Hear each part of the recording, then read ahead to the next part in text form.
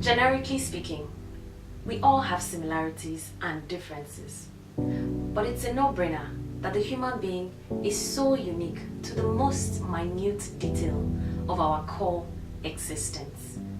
We have different DNAs, which is why, even though we are all alike, we are not the same. Our different experiences, encounters, exposures, and education surmount to some of the reasons why we have several captivating and intriguing stories.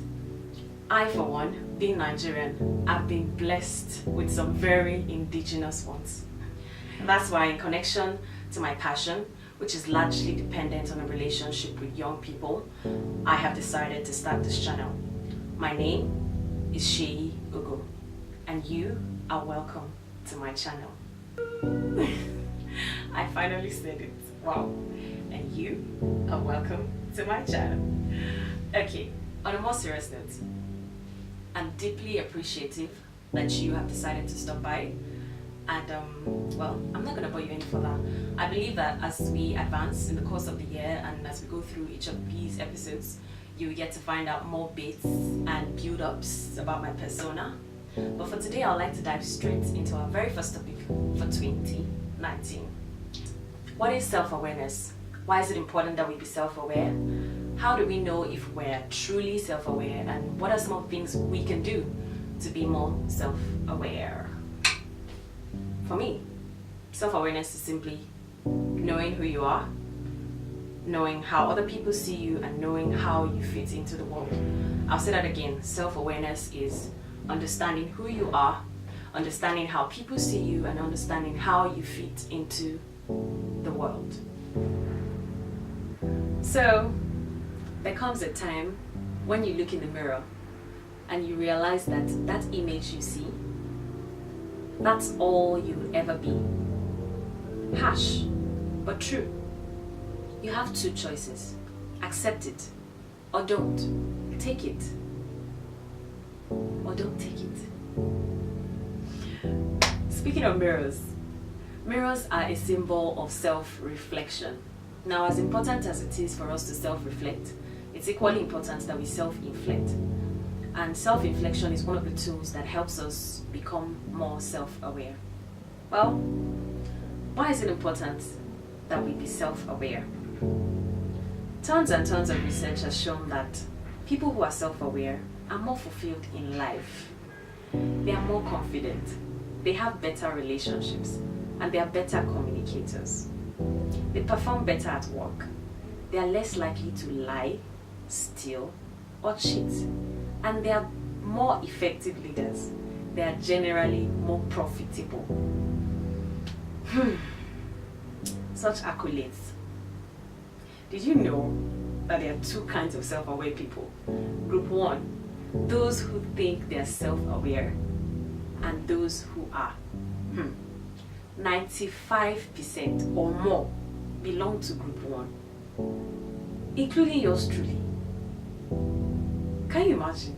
I was so hurt when I found out that I wasn't as self-aware as I actually thought I was. The remaining 5% thereabouts, well, they're the ones moving on and doing great things in life, like I said before. But thank God, we're all a work in progress, and it's not a one shop, one size fits all.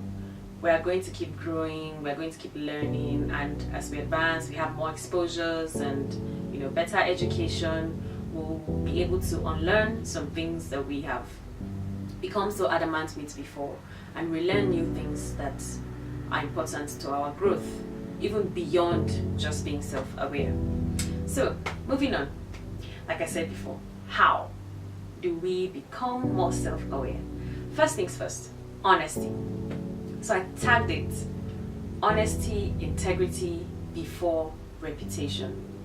As humans, we have like an ego defense mechanism that wants to protect us from a point of view of survival, and also from a point of view of self-image. And that's one of the reasons why, even though you try to be honest with yourself, you find out that this your ego just keeps coming out to tell you that what you're doing is justified. Sometimes we have evidence of a behavior in a particular situation that is not profitable or somewhat does not show a good perception of our self-image. And even when we have hardcore evidence and proof, this ego tends to come out to justify it. And that's why you hear people say, well, oh, I'm not like that. That's not who I am. It's that ego talking. It's in everyone. Even when we try to suppress it, it's just there. It's intrinsic.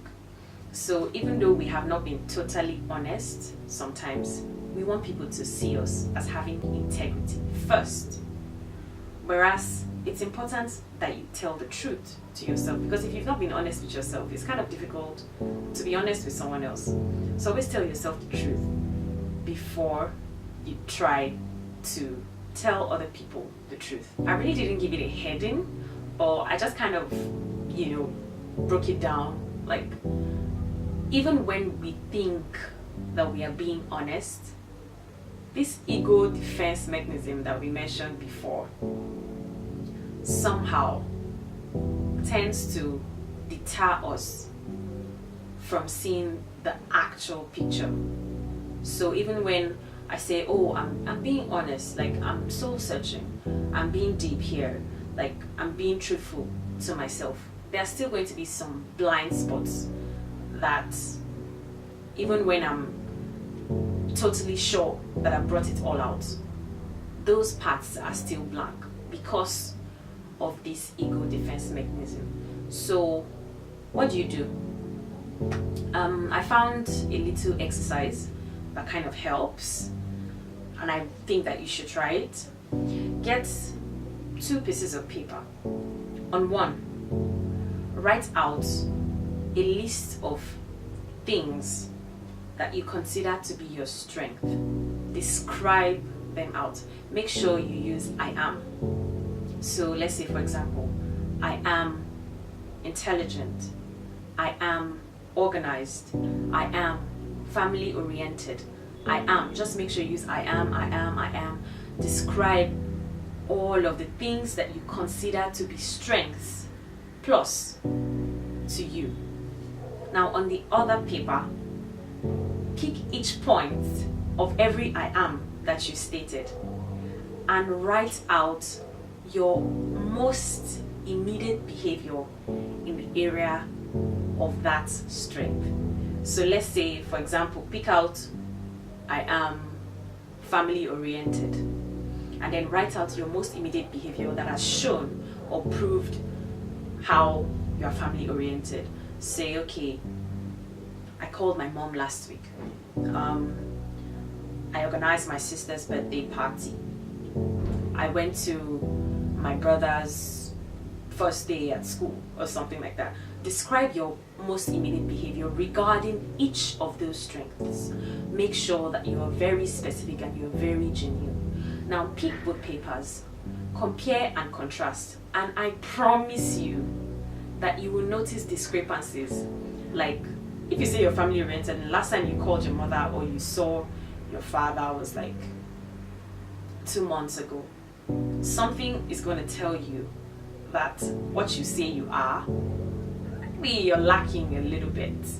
Maybe you're not actually there yet, or you kind of want to be, but you're actually not there yet. So it will make you understand some of the areas where you need to step up and some of the areas where you are totally messing up. So that helped me, and I think that you should try it, honestly. Point number 3, even after trying that, you should consider taking some lessons or advice somewhat from some of the people who are closest to you. I know that that's difficult because opening up yourself to other people is kind of daunting. Sometimes people criticize you and it kind of hurts. Like me, I realized that in the past, and even now I'm still growing, I really find it difficult to be criticized in an area where I think that I'm doing good.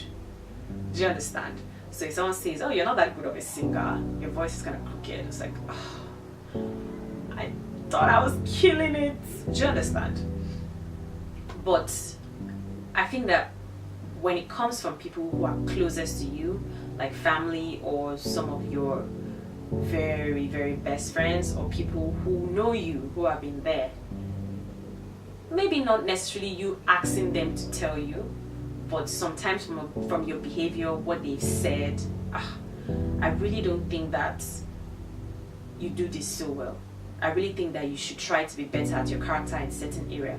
I really think that you should, some of those constructive criticisms that they're giving you, try to write some of them down and work on it. It will help you be a better person. So, summatively, a lot of people think that self-awareness is about knowing your strengths. The truth is, self-awareness is also about knowing your shortcomings and accepting them because it's a part of who you are. Now, it's good to have people that you look up to and people that you admire, people who are your mentors and whatnot, but it's really good that you stick to your DNA, understand what is unique about you and stay true to it. Don't try to compare and contrast yourself. Don't try to measure your process with someone else's result. Don't try to become the person that you're looking up to. Even though you learn from them, make sure that whatever you're working on is the real you. That is the most important thing that you can do for yourself. Before I leave you, let me say one thing. That finding your purpose begins with knowing who you are not. And when searching for it, please try to find it in God. Because you can be whatever and whoever you want to be by human standards and expectations. But if you're outside of God's will, are you really living? That's a question to ponder on. Thank you so much for watching and thank you so much for listening today. I hope that our paths will cross again.